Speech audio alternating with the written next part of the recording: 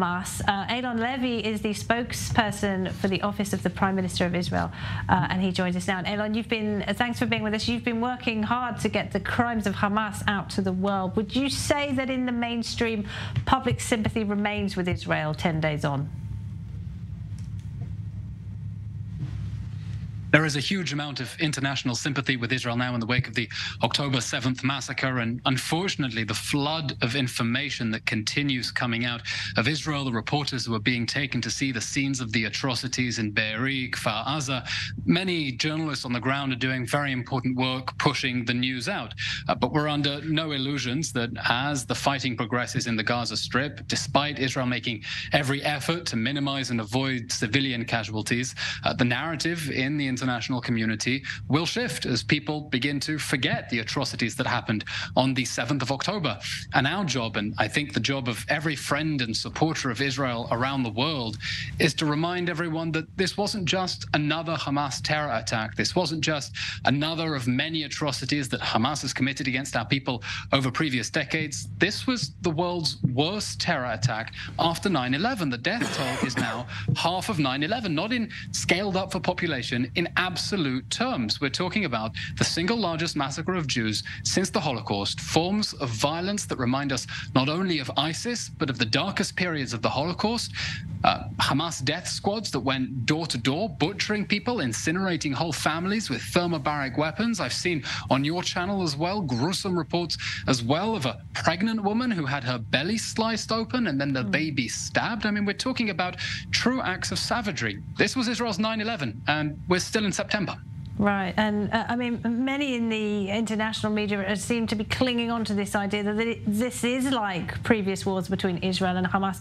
Are there any signs that they're starting to see that it is different this time, that Israel is not going to stop until Hamas is destroyed? I think from the beginning, actually, we saw the tide turning in the international community right on Saturday morning, just as details of the atrocities were beginning to come to light, a flood of condemnations from around the world, and the rhetoric shifted. I think in the past, whereas global leaders said that Israel had a right to defend itself, this time they said it has a right and a duty to defend itself, because they understand exactly what Israel is saying. Hamas, a violent ISIS-like terrorist organization, has genocidal ambitions for the Jews, eliminationist ambitions for the state of Israel, but it's going to come for the West next.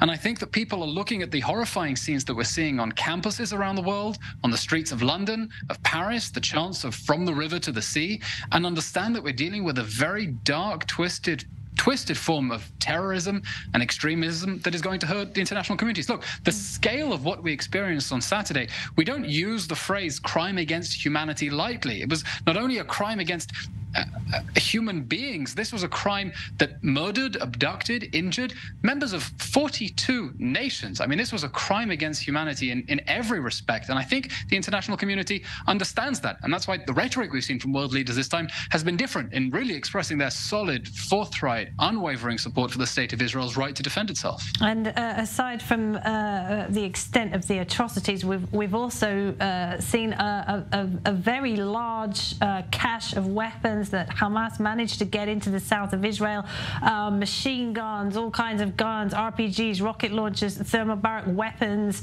all used against civilians. What does this mean for that narrative that we've had in the West for so long, you know, these sympathizers with Hamas and with the Palestinian cause, that Gaza was an open-air prison, that Israel was keeping people in a prison? I mean, the prison guards clearly were not doing a very good job, were they? Well, indeed, we're about to see the accusations against Israel and the international community shifting. People who claim that the Gaza Strip has been under siege for 15 years will now claim that Israel is laying siege to it. People who claim that the Gaza Strip has been under occupation will now accuse Israel of occupying it. And people who say that Palestinians in the refugee camps were refugees are now going to accuse Israel of making them into refugees. The accusations in the international community are going to shift against Israel because it very rarely gets a fair hearing. But what comes next is clearly that there are going to have to be much tighter restrictions on what comes into the Gaza Strip. Because for many years, Israel tried to impose whatever restrictions it could on allowing rockets, on allowing materials that could be used in order to build rockets into the Gaza Strip. And clearly, Hamas was able to evade those restrictions and build a truly terrifying war machine. And in whatever comes next, we expect the international community to understand, after Hamas, after victory, after we would destroy this awful ISIS-style terror organization, that the Gaza Strip can never be allowed to host such a barbaric terror organization with a capability to launch attacks against Israeli civilians. The Gaza Strip can never have that capability anymore because the state of Israel simply cannot exist in this region in the Middle East when it has such violent ISIS-like terrorists with the abilities to commit mass atrocities against Israelis living mere meters from our houses. Eylon Levy, thank you very much. Thank you.